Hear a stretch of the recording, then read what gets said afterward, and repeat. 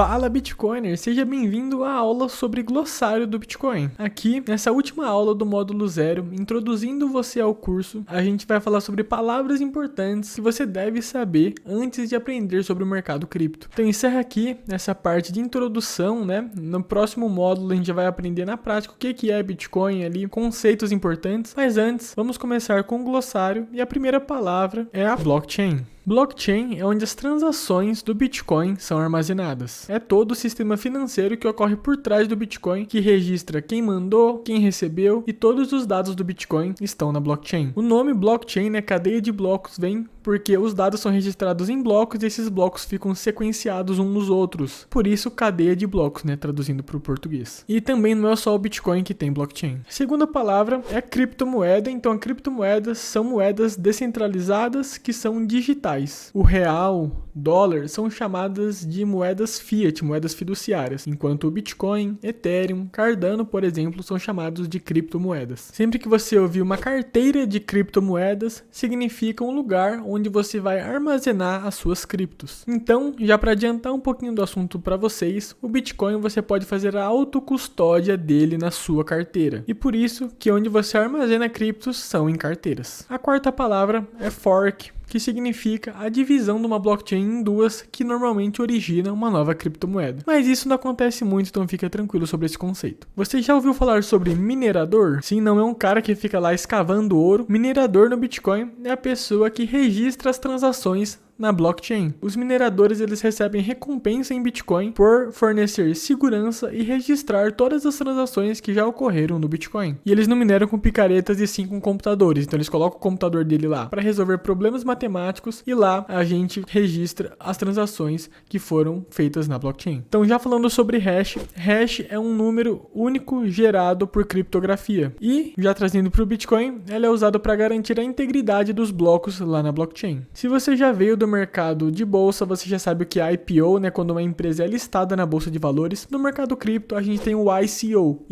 que é justamente quando uma nova moeda é lançada no mercado, normalmente onde as pessoas podem comprar um pouco dela antes. O oitavo termo é o termo altcoin, que separa o Bitcoin das diversas outras criptomoedas existentes nesse mercado. Então, tudo que não for Bitcoin, a gente chama de altcoin. Então, basicamente, existe o Bitcoin e as altcoins, ou alternative coins. Então, Ethereum, Cardano, Ripple, qualquer outra cripto é chamada de altcoin. O criador do Bitcoin é chamado Satoshi Nakamoto, mas quando a gente fala sobre Satoshi no Bitcoin, a gente se refere à última casa decimal dele. Então, a menor unidade do Bitcoin existente é o Satoshi. É como se fosse os centavos do Bitcoin. Então, cada centavo no Bitcoin é chamado de um Satoshi, mas é lá na oitava casa decimal. Quando você escutar o termo exchange ou corretora, a gente está falando sobre onde você vai comprar e negociar suas criptomoedas, como por exemplo a Binance. Elas são plataformas centralizadas onde você deposita reais e troca lá por criptomoedas, principalmente Bitcoin. Quando você escutar o termo Cold Wallet ou Cold Storage, é justamente essas carteiras de Bitcoin, só que elas são carteiras físicas, onde elas são mais seguras e menos suscetíveis a hacks. Probabilidade quase zero de você ser hackeado com uma carteira fria. Muito a ver com a blockchain, a gente tem o termo halving, que é justamente a queda pela metade nas recompensas de Bitcoin lá para os mineradores. Então esse evento ocorre a cada 4 anos, que reduz pela metade a recompensa dos mineradores, o que torna o Bitcoin cada vez mais escasso. A gente vai aprofundar esse assunto daqui a pouco. Você já ouviu falar sobre stablecoin? A stablecoin nada mais é do que moedas pareadas em dólar. Existem em euro, real, mas as principais são em dólar, como a Tether ou a USDC. Ela serve para você conseguir sair da volatilidade, mas continuar no meio cripto. Os seus endereços de carteira é como se fosse a chave do seu Pix, que você pode enviar para alguém te mandar Bitcoin.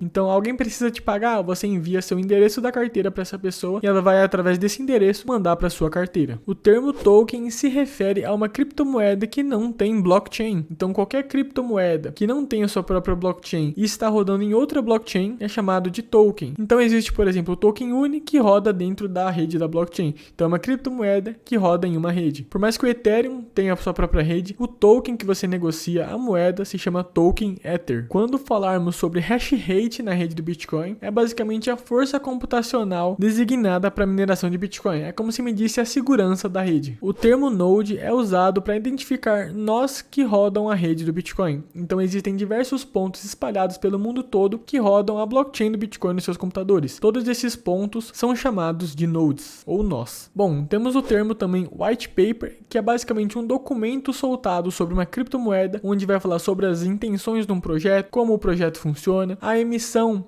do token e tudo que envolve aquela criptomoeda. Tudo isso começou com o white paper do Bitcoin, então eu já recomendo você ir atrás e ler o white paper do Bitcoin, onde são 9 páginas que o Satoshi Nakamoto escreveu para explicar o que é o Bitcoin da maneira mais simples e didática possível. Como ele escreveu em 2009, muita coisa mudou, mas ainda é muito interessante você ler lá sobre o criador do Bitcoin. O termo pump and dump não veio só do mercado cripto, mas é quando pessoas impulsionam o preço de uma criptomoeda para cima para saírem vendendo depois e derrubarem novamente. E isso são esquemas fraudulentos. Então, se você ouvir falar qualquer esquema de pump and dump, cai fora que é furada. A sua seed phrase ou palavra secreta ou palavra-chave na sua carteira de criptomoedas significa a sua senha, o seu backup final sobre aquela carteira. Normalmente ele é feito por 12 palavras, então sempre que você criar uma carteira de criptomoedas, guarde essas 12 palavras muito bem, porque qualquer pessoa com essas 12 palavras tem acesso a todos os seus fundos. E ninguém quer pessoas acessando seus fundos, não é mesmo? Temos o termo baleia, touro ou urso, que significam algumas coisas, tanto no mercado tradicional quanto no mercado de cripto. Então, uma baleia são pessoas que têm milhares de bitcoins,